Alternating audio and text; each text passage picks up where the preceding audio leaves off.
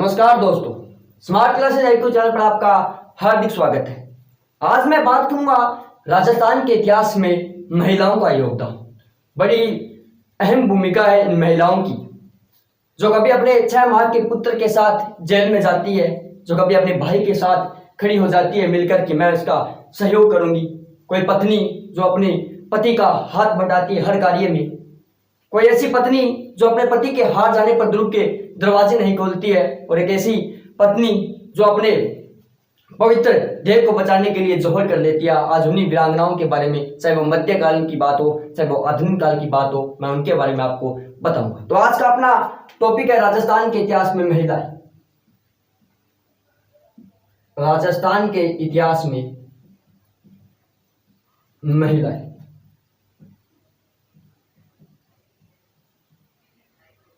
PTI की तारीख घोषित हो चुकी है, 25 सितंबर को होने वाला है। उसमें ये महत्वपूर्ण टॉपिक है राजस्थान में मध्यकालीन और आधुनिक इतिहास की महिलाएं। इन महिलाओं का क्या योगदान है, मैं उनके बारे में आपको बताता हूं।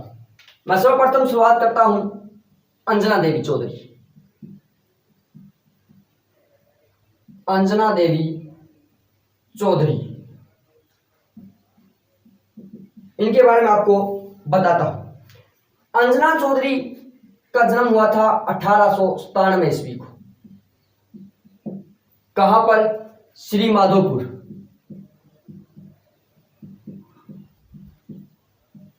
कहां पड़ता है वर्तमान में? तो ये सीकर में है। श्री माधोपुर, स्वाई माधोपुर नहीं है, श्री माधोपुर। 1897 में श्री माधोपुर सीकर में इनका जन्म हुआ। इनके पति का नाम था रामनारायण चौधरी। तो ये रामनारायण चौधरी की पत्नी थी, रामनारायण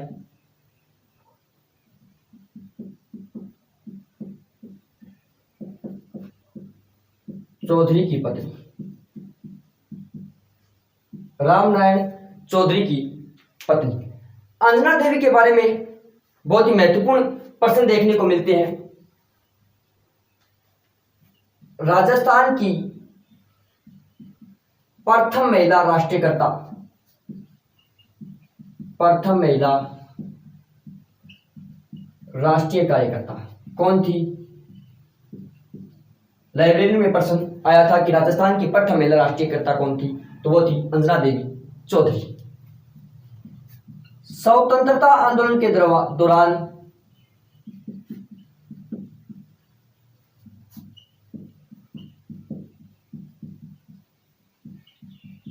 गिरफ्तार होने वाली या जेल जाने वाली प्रथम महिला, होने वाली प्रथम महिला कौन थी? तो अंजना देवी चौधरी। और बात करें तो जो किसान आंदोलन हुए थे बिजोलिया, बेगू और बूंदी में, इन्होंने बड़ा बढ़ चढ़कर भाग लिया। कौन कौन से में? तो बिजोलिया,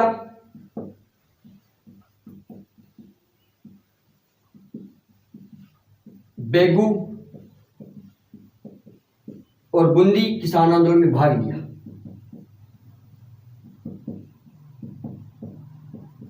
किसान आंदोलन में भाग लिया किसने? अंजना देवी चौधरी। बात करें बिजोलिया का, तो 1924 में 500 महिलाओं का नेतृत्व किया था किसने? अंजना देवी चौधरी ने। कहां पर? बिजोलिया में। 1924 में बिजोलिया में 500 महिलाओं का नेतृत्व किया।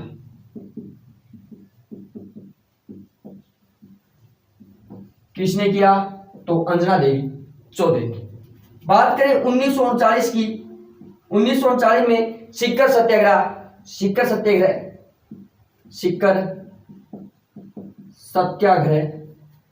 में भाग लिया। किसने? तो अंजना देवी चौधरी ने।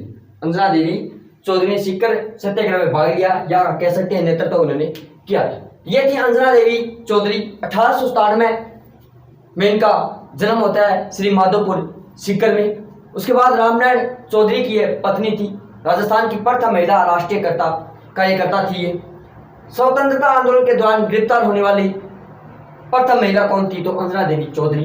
बिजोलिया, बेगू, बूंदी किसान आंदोलन में इन्होंने भाग लिया और 1924 में बिजौलिया में 500 महिलाओं का नेतृत्व किसने किया था? तो अंजना देवी चौधरी। और 1939 में सिक्कर सत्याग्रह का क्या किया? नेतृत्व किया। अगर ट्रिक के साथ याद करें तो अंजना ने राम का आशीर्वाद लेकर बीबीबी क्या है? बिजौलिया, बेगू, बूंदी में प्रथम स्थान प्राप्त किया। यानी अंजना देवी चौधरी राम का आशीर्वाद, रामनारायण चौधरी की पत्नी थी। इन्होंने बीबीबी यानी बिजौलिया, बेगू, बूंदी किसान आंदोलन में भाग लिया और प्रथम स्थान प्राप्त किया। तो प्रथम याद रखना, राजस्थान की प्रथम राष्ट्रीय कार्यकर्ता और राजस्थान की प्रथम महिला जो स्वतंत्र आंदोलन के दौरान गिरफ्तार हुई थी, कौन थी? अंजना देवी चौधरी। तो इसका आप स्क्रीनशॉट ले लें दोस्तों।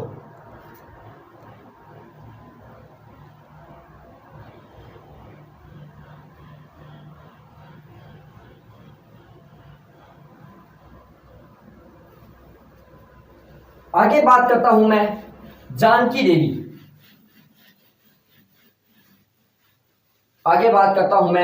जानकी देवी।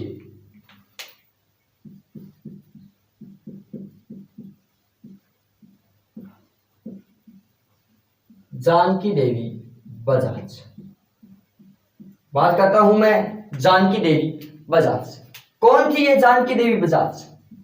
सेठ जमनालाल बजाज की पत्नी। सेठ जमनालाल बजाज की पत्नी। जमनालाल बजाज वही जिन्हें गांधी जी का 5वां पुत्र कहा जाता है, वही जमनालाल बजाज की क्या थी? जानकी देवी पत्नी थी। इनका जन्म 1893 में जावर एमपी में हुआ था। मध्य प्रदेश में इनका क्या हुआ था? जन्म हुआ था। 1933 में कलकत्ता में अखिल भारतीय मारवाड़ी महिला सम्मेलन की क्या बनी थी? अध्यक्ष बनी थी। 1933 में कलकत्ता में अखिल भारतीय मारवाड़ी महिला सम्मेलन की अध्यक्षता की।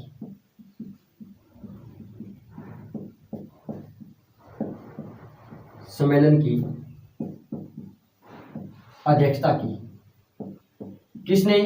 तो जानकी देवी बजाज। 1942 में गौ सेवा संघ की अध्यक्ष बनी। 1942 में गौ सेवा संघ की अध्यक्ष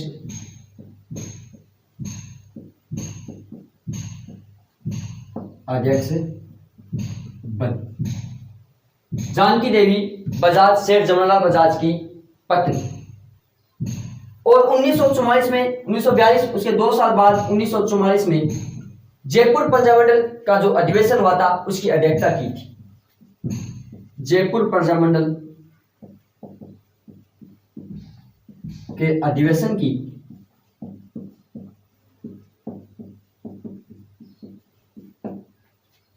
अध्यक्षता की। किसने की? तो जानकी देवी बजाज। एक आंदोलन चला था भूदान आंदोलन, विनोबा भावे के द्वारा। उनके द्वारा उन्होंने 108 कुओं का निर्माण करवाया था। भूदान आंदोलन के दौरान 108 कुओं का निर्माण करवाया। किसने करवाया? तो जानकी देवी बजाज। इनकी एक आत्मकथा, मोस्ट इंपॉर्टेंट पर्सन, आत्मकथा मेरी जीवन यात्रा। तो ये किसकी आत्मकथा है? ये जानकी देवी बजाज की आत्मकथा है। 1956 में इन्हें पद्म विभूषण मिला।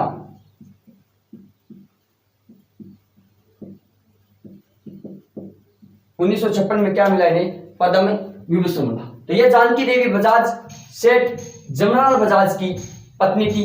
1893 में जावर एमपी में इनका जन्म हुआ। 1933 में कलकत्ता में अखिल भारतीय मारवाड़ी महिला सम्मेलन की क्या रही है? अध्यक्ष रही।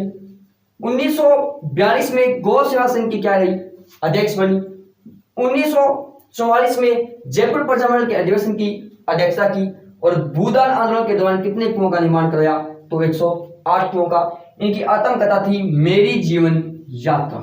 और 1956 में इन्हें क्या मिला, इन्हें पद्म विभूषण से सम्मानित किया गया। तो इसका आप स्क्रीनशॉट ले सकते हैं दोस्तों।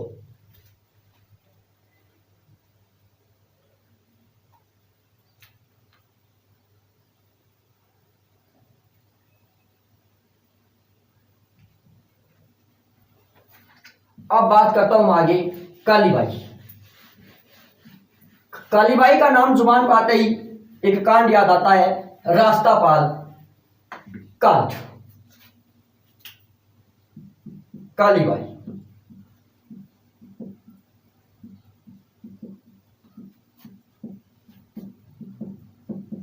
रास्तापाल कांड,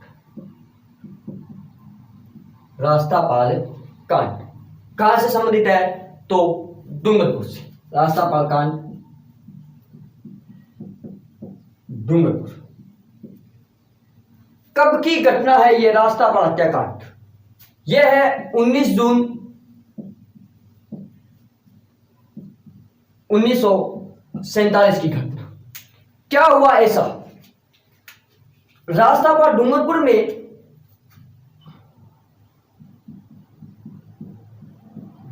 में शिक्षा पर रोक थी, शिक्षा पर रोक लगा दी गई।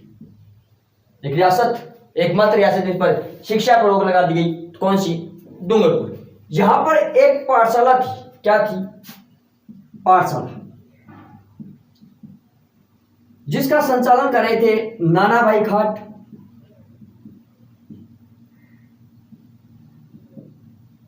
और सेंगाबाई। इनका क्या कर रहे थे, संचालक। अंग्रेज जागीरदार आए कि इस पाठशाला को आप बंद कर दीजिए। इन्होंने नहीं किया कि किसी भी देश के लिए, किसी भी राष्ट्र के राज्य के लिए शिक्षा का पहला अधिकार है, शिक्षा प्राप्त करके ही वह आगे की उन्नति प्राप्त कर सकता है, हम इस पाठशाला को बंद नहीं करेंगे। इन्होंने विरोध किया तो नानाभाई खान की यहां पर हत्या कर दी गई। क्या कर दी गई, हत्या कर दी गई और सेंगाबाई को गाड़ी के पीछे बांध घसीटा गया। गाड़ी के पीछे बांधकर घसीटा गया। उसी समय कालीबाई, आपने पहले कक्षा 6 में एक अध्याय पढ़ा होगा कालीबाई। बताया जाता है कि वो कालीबाई खेत की हुई थी और हरा लेकर आ रही थी। 13 वर्षीय बालिका कालीबाई। कालीबाई ने यह सारा वृतांत देखा कि रोज तो गुरुदेव चलकर आते हैं, आज लेट कर कैसा है। उसे पूरे बात का पता चला कि सेंगाबाई जो हमारी मास्टर जी है, उन्हें घसीटा जा रहा है।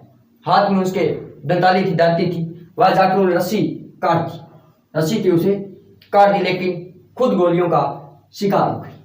कौन, कालीबाई, और वीर गति को प्राप्त हो गई। कालीबाई 13 वर्षीय बालिका जो अपने गुरु के लिए अपने प्राण दे देती है। याद रखने योग्य बात यह है कि नानाभाई व कालीबाई का स्मारक कहां है। इनका स्मारक है गैर सागर झील, डूंगरपुर। और जो बालिका शिक्षा साक्षर अवार्ड दिया जाता है वो कालीबाई अवार्ड ही दिया जाता है। यह थी कालीबाई रास्तापाल हत्याकांड 19 जून 1947। डूंगरपुर पर शिक्षा पर रोक लगा दी गई। पाठशाला का नेतृत्व कर रहे थे सेंगाबाई खाट और नानाभाई खान। 13 वर्षीय कालीबाई छुड़ाने के लिए वीरगति को प्राप्त हो जाती है। नानाभाई व कालीबाई स्मारक है गैर सागर झील, डूंगरपुर में। तो इसका आप स्क्रीनशॉट लें। अब आगे बात करता हूं सत्यभामा की। कालीबाई, जानकी देवी बजाज और अंजना देवी चौधरी के बारे में हम पढ़ चुके हैं। अब मैं बात करता हूं आगे सत्यभामा। कौन थी ये सत्यभामा?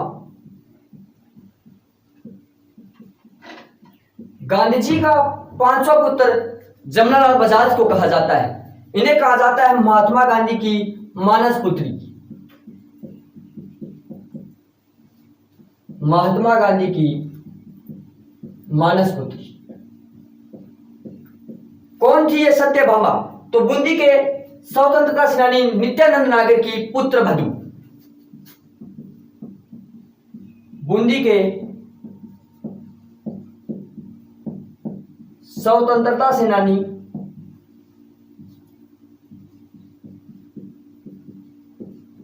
नित्यानंद नागर की पुत्र वधू। इन्होंने क्या किया?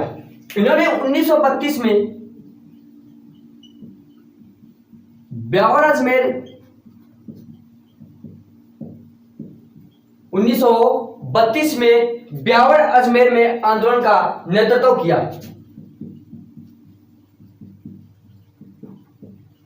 आंदोलन का नेतृत्व किया किसने? सत्यभामा ने। तो यह थी सत्यभामा की जानकारी। सत्यभामा जिन्हें महात्मा गांधी की मानस पुत्री कहा जाता है। बूंदी के स्वतंत्रता सेनानी नित्यानंद नागर की क्या थी? पुत्र वधू थी। 1932 में ब्यावर और अजमेर में हुए स्वतंत्रता या आंदोलन में इन्होंने नेतृत्व किया था। तो इसका आप स्क्रीनशॉट ले लें।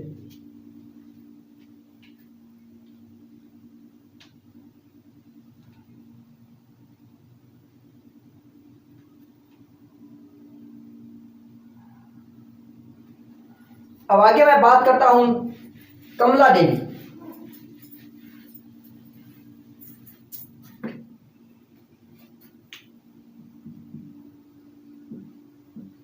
कमला देवी ये ऐसी महिलाएं जो हमारे इतिहास से लगभग गायब हो चुकी है, लेकिन आजकल उन्हीं से प्रश्न पूछे जा रहे हैं। कौन थी ये कमला देवी?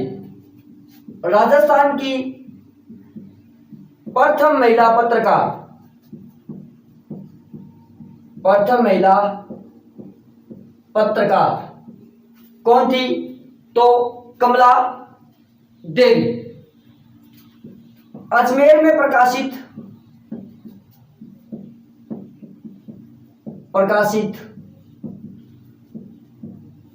प्रकाश अजमेर में प्रकाशित प्रकाश समाचार पत्र का संपादन किया।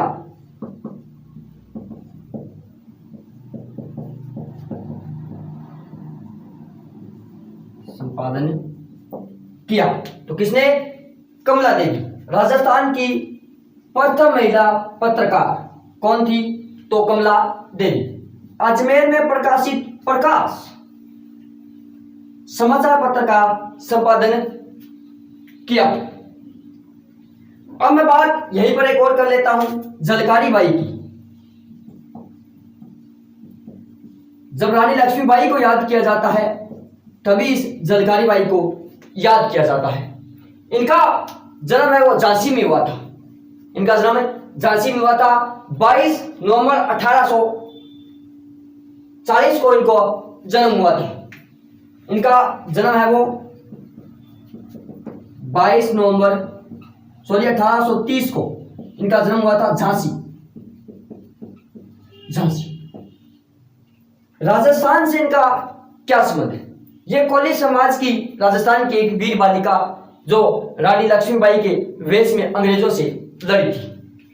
कोली समाज की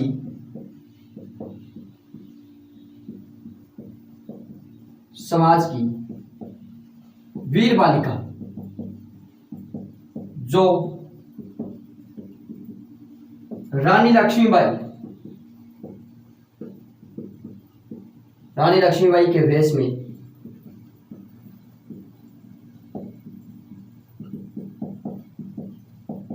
अंग्रेजों से लड़ी थी।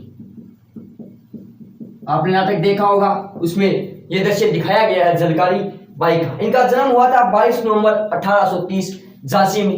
रानी लक्ष्मीबाई के वेश में यह कोली समाज की वीर बालिका लक्ष्मीबाई के वेश में अंग्रेजों से लड़ी थी। तो इसका आप स्क्रीनशॉट ले लें।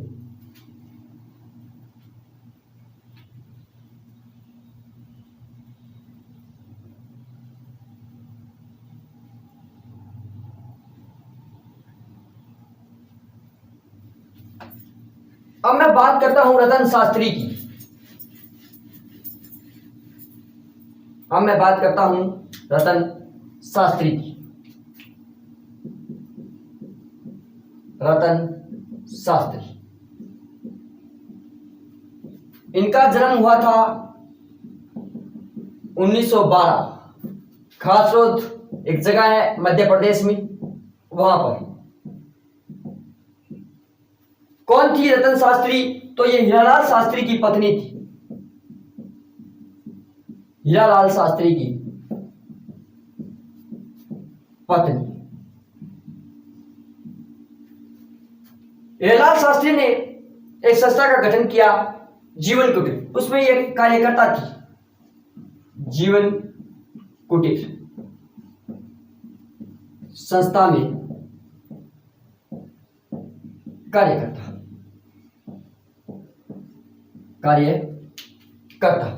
इनका उपनाम, इन्हें क्या कहा जाता है? उपनाम, इन्हें वात्सल्य की मूर्ति कहा जाता है। किन्हें? रतन शास्त्री को क्या कहा जाता है? वात्सल्य की मूर्ति कहा जाता है। पद्मश्री 1955 व पद्म विभूषण 1975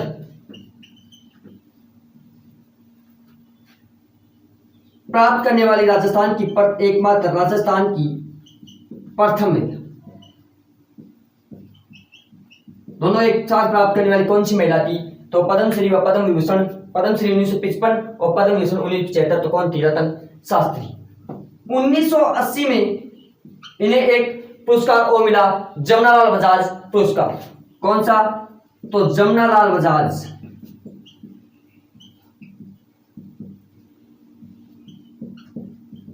पुरस्कार इन्हें मिला।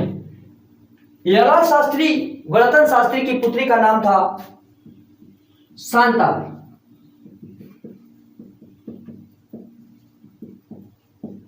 क्या नाम था? शांताबाई। इनका क्या नाम था? शांताबाई। ये जो जीवन कुटीर है, इसकी बात और बता दूं, इसकी जो स्थापना हुई थी वो 12 मई 1929 को निवाई टोंक में, जिसे हम वंशली विद्यापीठ के नाम से जानते हैं। तो 12 मई 1929 किसके द्वारा? हीरालाल शास्त्री जी के द्वारा।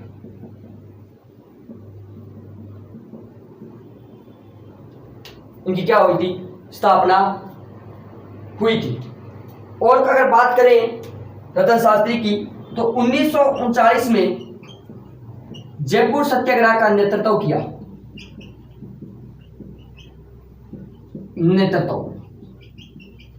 किसने किया? तो रतन शास्त्री। रतन शास्त्री जन्म 1912, खासरोद एमपी। हीरालाल शास्त्री की क्या थी? वाइफ, पत्नी थी। जीवन कुटीर संस्था में एक कार्यकर्ता थी। उपनाम है इन्हें वात्सल्य की मूर्ति, याद रखना, वात्सल्य की मूर्ति। पद्मश्री मिला इन्हें 1955 और पद्म विभूषण मिला इन्हें 1975 में। 1980 में इन्हें मिला जमनालाल बजाज पुरस्कार। इनकी पुत्री का नाम था शांताबाई।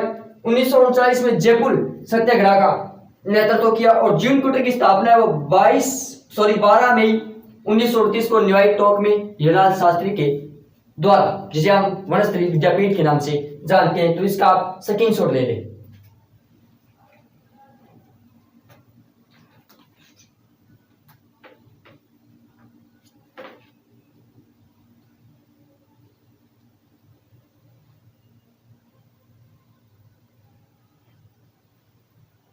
अब मैं बात करता हूं नगेंद्र बाला की। पॉलिटिकल में आपने साइड पढ़ा होगा नगेंद्र बाला की।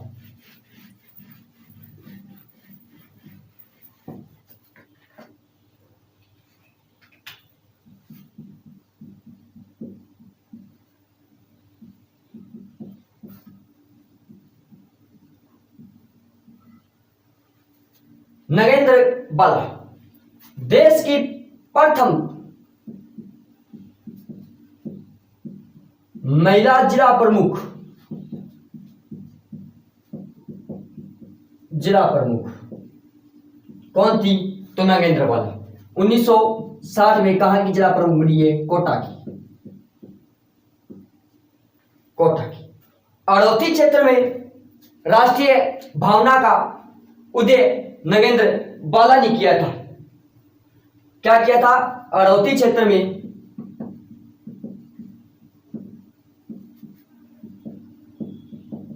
महिलाओं में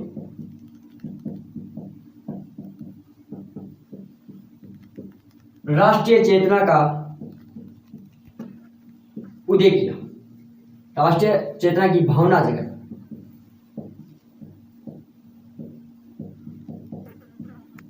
और बात करें तो 2 बार विधायक भी रही।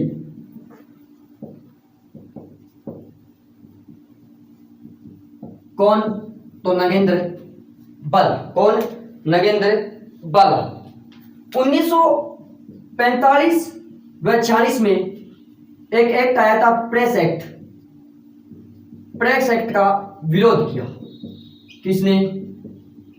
नगेंद्र बाला। अगर बात करें क्रांतिकारियों में तो केसरी सिंह बार्ट की ये पोती थी, केसरी सिंह बार्ट की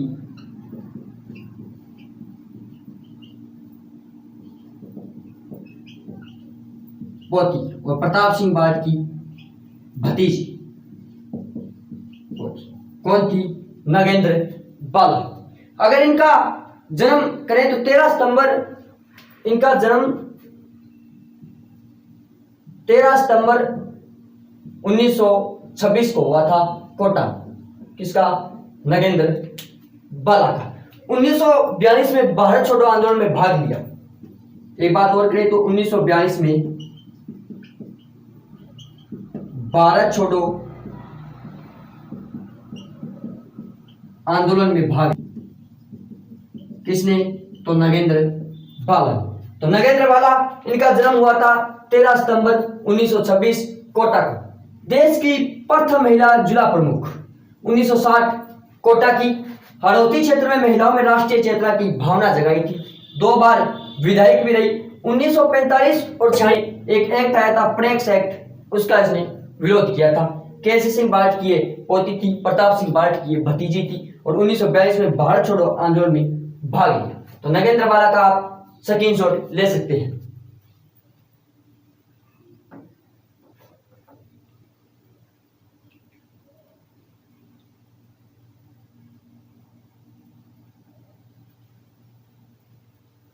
अब मैं बात करता हूं सुजा राजपुरोहित, जो राजस्थान के इतिहास में प्रसिद्ध हो गई, राजपूत के इतिहास में प्रसिद्ध हुई। नाम था सुजा राजपुरोहित। सुजा राजपुरोहित। इनका जन्म हुआ था 1837 लाडनू नागौर। क्या खासियत थी इनकी? 1857 की क्रांति में अंग्रेजों के साथ ये मर्दाना वेश में लड़ी थी। 1857 की क्रांति में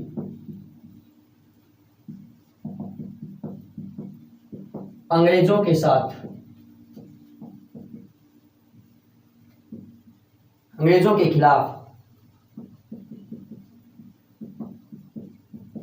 मर्दाना वेश में लड़ी व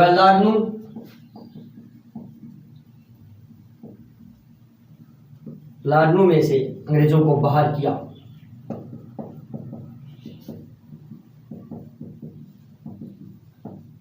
एक झलकारी बाई जो रानी लक्ष्मीबाई का वेश लड़कर अंग्रेजों के साथ लड़ती है। एक सुजा राजपुरोहित जो लाडनू नागौर की बालिका। 1837 में इनका जन्म होता है, जो 1857 की क्रांति में मर्दाना वेश में अंग्रेजों के साथ अपना लोहा लेती है। तो ये सुजा राजपुरोहित, इसका आप स्क्रीनशॉट ले लें।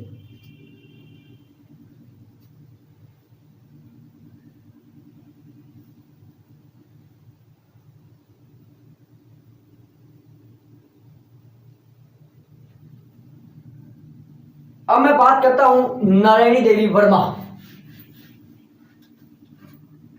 बात करता हूं मैं नारायणी देवी।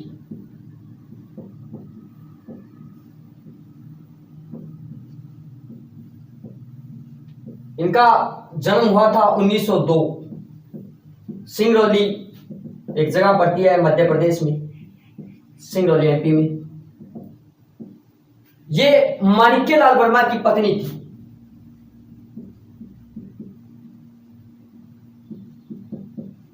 माणिक्यलाल वर्मा की पत्नी, माणिक्यलाल वर्मा की ये क्या थी? पत्नी थी।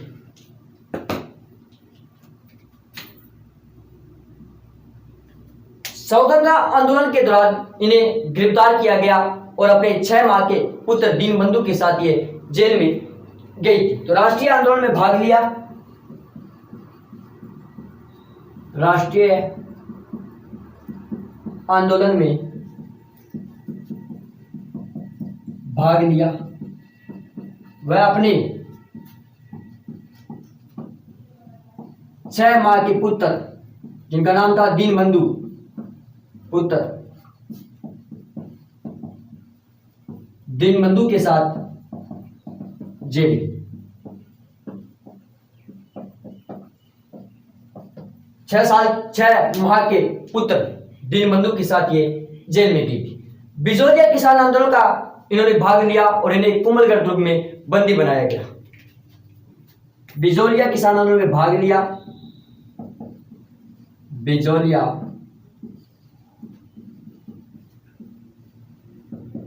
किसान आंदोलन में भाग लिया। वह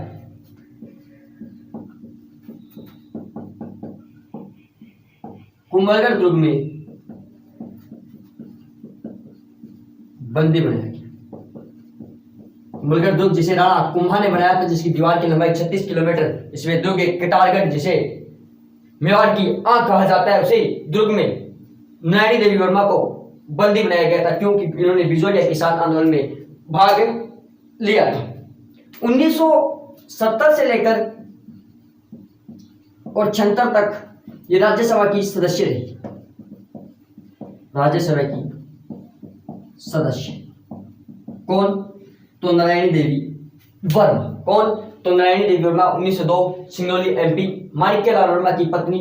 राष्ट्रीय आंदोलन में भाग लिया, वह अपने पुत्र 6 माह के पुत्र दीनबंधु के साथ जेल में गई।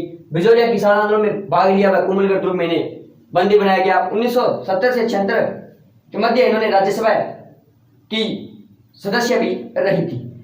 इन्होंने एक समिति का गठन किया था, अकाल सहायता समिति का गठन किया। अपने पति माणिक्यलाल वर्मा के साथ मिलकर उन्होंने क्या किया? अकाल साहित्य समिति का क्या है? गठन किया था। 14 नवंबर 1944 को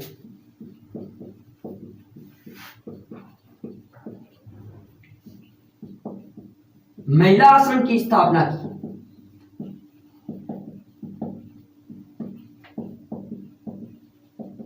कब? तो 14 नवंबर 1944 को महिला आश्रम। अगर बात करिए महिला आश्रम कहाँ है, तो यह है भीलवाड़ा में। कहाँ है? भीलवाड़ा में इन्होंने स्थापना की।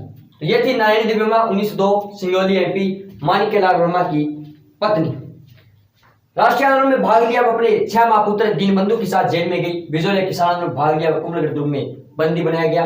1970-76 राज्यसभा की सदस्य रही। अकाल सहायता समिति का गठन किया और 14 नवंबर 1944 को महिला आश्रम की भीलवाड़ा में इन्होंने क्या की?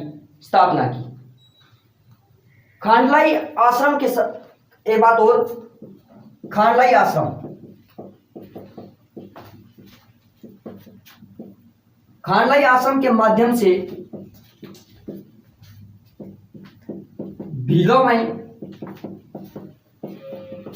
शिक्षा का प्रसार किया। किसने? तो नारायणी देवी वर्मा ने। तो नारायणी देवी वर्मा, इसका आप स्क्रीनशॉट ले सकते हैं।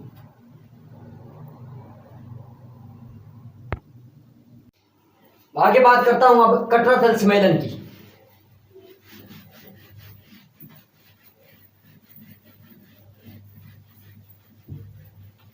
दो प्रमुख महिलाओं के नाम, किशोरी देवी और उत्तमा देवी, दोनों को साथ में मैं बताता हूं। एक सम्मेलन हुआ था कटराथल सम्मेलन, कहां पे? सीकर में।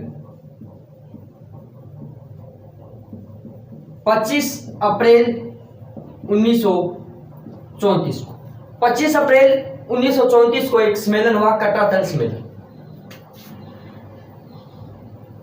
इस सम्मेलन की अध्यक्षता या नेतृत्व करता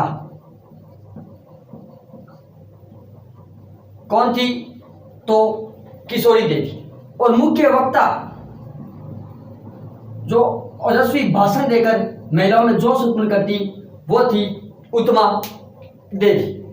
कटराथल सम्मेलन सीकर में 25 अप्रैल 1934 को 10,000 महिलाओं ने भाग लिया।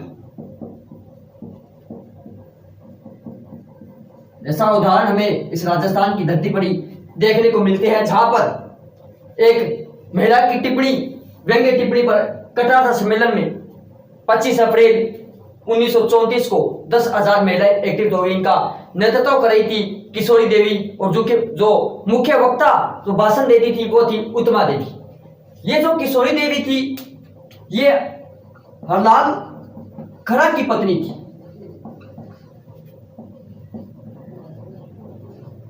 और यह उत्तमा देवी थी, ये देशराज चौधरी की पत्नी थी। देशराज चौधरी की पत्नी। तो किशोरी देवी और उत्तमा देवी कटराथल सम्मेलन सीकर 25 अप्रैल 1934 10,000 महिलाओं ने भाग लिया। इनका नेतृत्व किशोरी देवी जो हरलाल खड़ा की पत्नी थी और उत्तमा देवी जो देशराज चौधरी की पत्नी थी। तो इसका आप स्क्रीनशॉट ले लें दोस्तों। आगे मैं बात करता हूं खेतूबाई की। बात करता हूं मैं खेतूबाई की।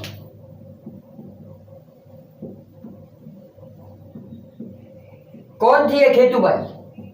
तो बीकानेर प्रजामंडल के संस्थापक मग्गाराम वैद्य की बहन कौन थी? तो खेतूबाई। इन्होंने क्या किया कि 1944 में एक किसान आंदोलन हुआ, दूधवा खारा किसान आंदोलन में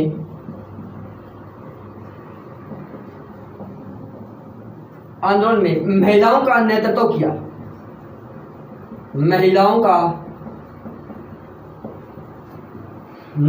किया। किसने? तो खेतूबाई ने। इसी के साथ मैं बात करता हूं शांता त्रिवेदी की, जिनका जन्म हुआ था 1927 नागपुर महाराष्ट्र में। उदयपुर प्रजामंडल में समय सेविका के रूप में भाग लिया। उदयपुर प्रजामंडल में समय सेविका के रूप में भाग लिया। इन्होंने एक समिति का गठन किया 1947 में, राज्य महिला परिषद। कहां? तो उदयपुर में। कहां पर? उदयपुर में। तो खेतूबाई मग्गाराम वैद्य की बहन 1944 में दूधवा किसान आंदोलन में महिलाओं का नेतृत्व किया। शांता त्रिवेदी जन्म 1927 नागपुर महाराष्ट्र में और उदयपुर प्रजामंडल में समय सेविका के रूप में भाग लिया। 1947 में राज्य महिला परिषद की स्थापना की। कहां पर? उदयपुर में। तो इसका आप स्क्रीनशॉट ले लें।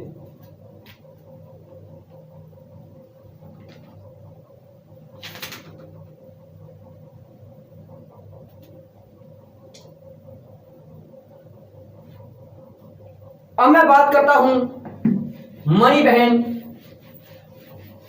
पांड्या की। मणिबहन पांड्या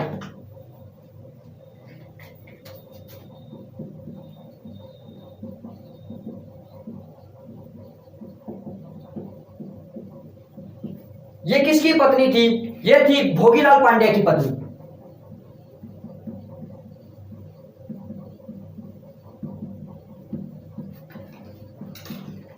भोगीलाल पांड्या की पत्नी। भोगीलाल पांड्या को कहा जाता है वागड़ का गांधी।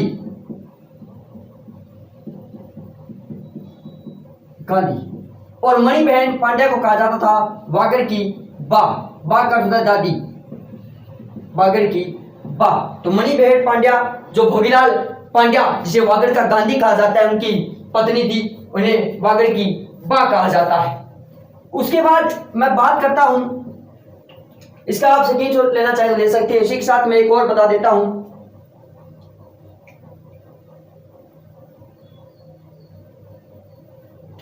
अब मैं बात करता हूं विजय बहन भावसागर की, भावसर की। इनका संबंध है बांसवाड़ा से, और बांसवाड़ा में जो अनाज आंदोलन हुआ था इनका नेतृत्व किया था। अनाज आंदोलन का नेतृत्व किसने किया? तो विजय बहन भावसर ने इसका नेतृत्व किया, जो बांसवाड़ा से संबंधित है, अनाज आंदोलन का नेतृत्व किया। इसका आप स्क्रीनशॉट ले।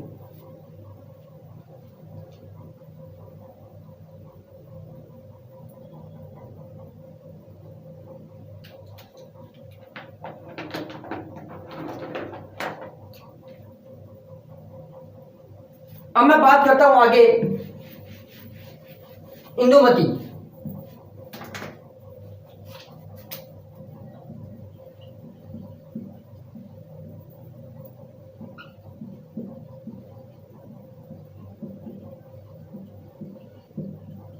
इनका जो जन्म है वो जोधपुर में हुआ था,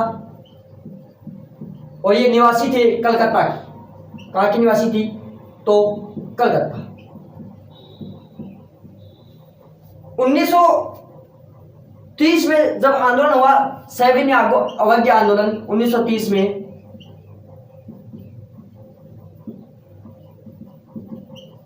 सविनय अवज्ञा आंदोलन के दौरान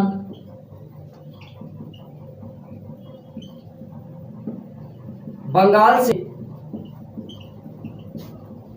गिरफ्तार होने वाली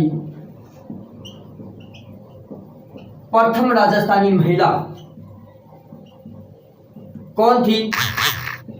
तो इंदुमती इनका, जिनका संबंध कहां से है? जोधपुर से, निवासी कलकत्ता। 1930 में जो सविनय अवज्ञा आंदोलन गांधी जी के द्वारा छेड़ा गया था, उसमें बंगाल से गिरफ्तार होने वाली ये प्रथम महिला थी। अब मैं बात करता हूं सीता देवी की। निमुचना आंदोलन में भाग लिया। निमुचना आंदोलन में